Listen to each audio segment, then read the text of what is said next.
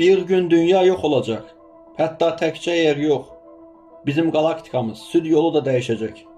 Bilirsinizmi bizim en yakın büyük komşu galaktikamız Andromeda'dır.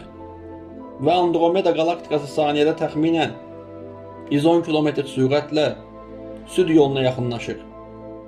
Bəs sonra nə olacaq? İnternetdəki bəzi videolarda elə göstərilir ki, iki galaktika bir-birinə çırpılır, hər şey partlayır və bütün ulduzlar məhv olur. Amma əslində belə deyil. Çünki galaktikaların daxilində nəhəng boşluqlar var. Ulduzların bir-birinə birbaşa çarpma ehtimalı çox aşağıdır. Sonunda bu iki galaktika qarşılıqlı təsirə girərək birləşər və tək nəhəng galaktika yarada bilər. Bu gələcək galaktikaya verilən mənşur ad isə Milkomeda'dır. Yəni Milky Way və Andromeda sözlərinin birləşməsi. Amma narahat olmayın, bu hadisə yaxın zamanda baş verməyəcək. Kainatın belə möhtəşəm dəyişiklikləri üçün hələ milyardlarla il var.